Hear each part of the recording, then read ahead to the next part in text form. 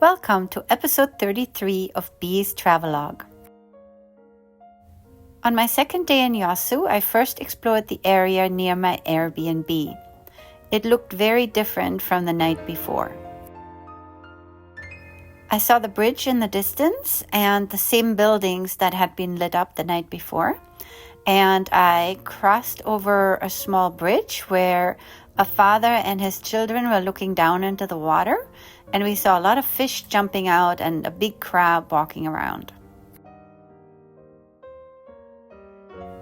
This area had been the place where once again Yeosu Shin, the admiral in 1590s, had built his turtle boats and fought the Japanese. So I was walking around, looking at the buildings, reading the signs, finding the markers in the sand where the boat supposedly was anchored.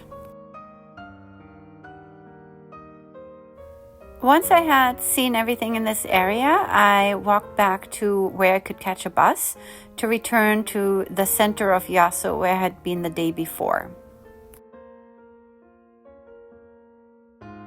I found this strawberry mochi place that was very popular with the long lines outside. This time I walked to the eastern side of the city and climbed up these 1004 stairs. Left and right on the stairs there were paintings of water creatures and children playing with them. I then came to an overlook where I could see the entire city, and a map that explained which direction to go to see more painting. Each section was color-coded and had different kinds of paintings on the walls. Some of the paintings were very interactive. I enjoyed the view over the city northward, and then, for example, came to this tug-of-war place where there was a piece of rope that you could actually hold, or this ring that somebody was moving with a stick, and you could hold the stick right here and pretend to be part of the painting. Everywhere I looked was colorful artwork, sometimes tiles on the walls, paintings, little figurines like this kitty. I then came to a square with this tower. There was also an overlook that one could climb and then look over the bay and the city below.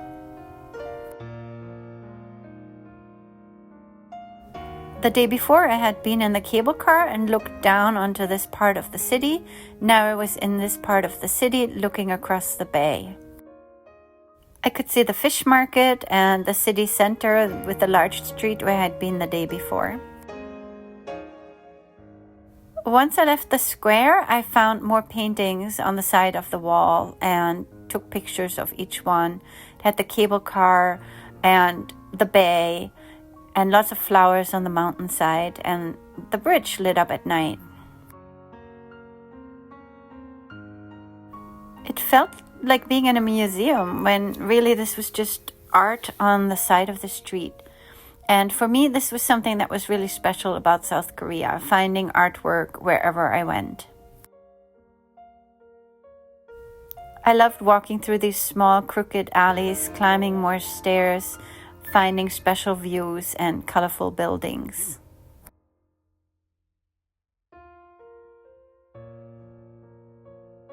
This colorful area had a lot of kitties and several cafes.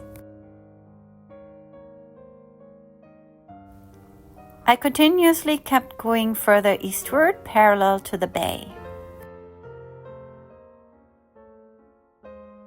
Sometimes the road split and I was going down one side and then backtracked and came back another way. There was another tourist that was doing the same thing. We kept encountering each other. We were both looking for the different artwork and taking pictures. Eventually there were more and more stairs, some of them quite steep, until I finally reached street level again. By this time I was starting to get very hungry and was looking for food, but every restaurant that I passed had seafood and octopus. Yeosu seemed very famous for octopus. So I kept walking. I went to the quay. I saw the little red lighthouse and took a lot of photos in this area. I finally gave in and decided not to eat anything Korean, but instead headed to Starbucks and had this strawberry smoothie and pastry. On the way back, I stayed at street level and walked along the boardwalk. Now I could see the buildings I had passed from the bottom up and found some artwork along the way.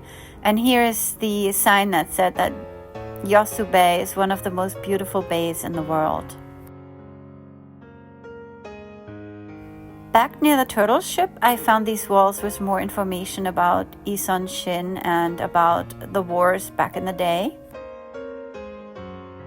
Once in the western part of the city, I again climbed up steps and found more artwork along the walkways.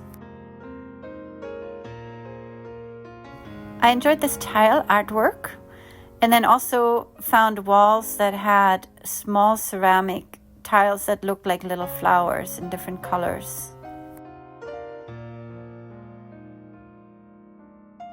In this area, some of the art was very colorful and very expressive.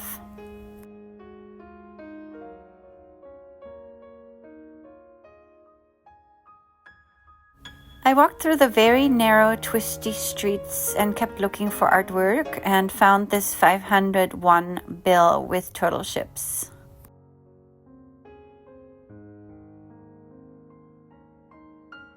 I then came back to the city wall and found artwork made from nature, or a combination of nature and art. In this area, I really liked that there were little stories embedded in the artwork. Here it looks like a beautiful love story, but look at the girl behind the tree.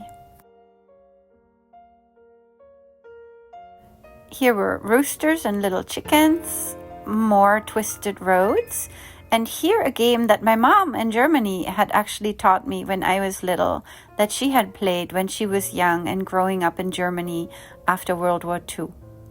I don't really know what the kids here are doing, but I've seen similar paintings, so it must be some sort of game.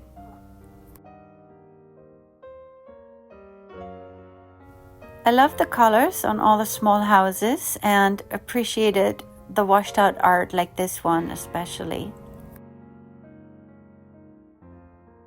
Here are more tiles where individual people could create a tile and it was fit together. I then came to this tunnel, and again on the walls there was some sort of history that I couldn't read in this case, and special artwork on the sides. I loved scenes like this one that made you wonder what it was like to live in Korea a long time ago. Finally, it was time for me to head back to the bus.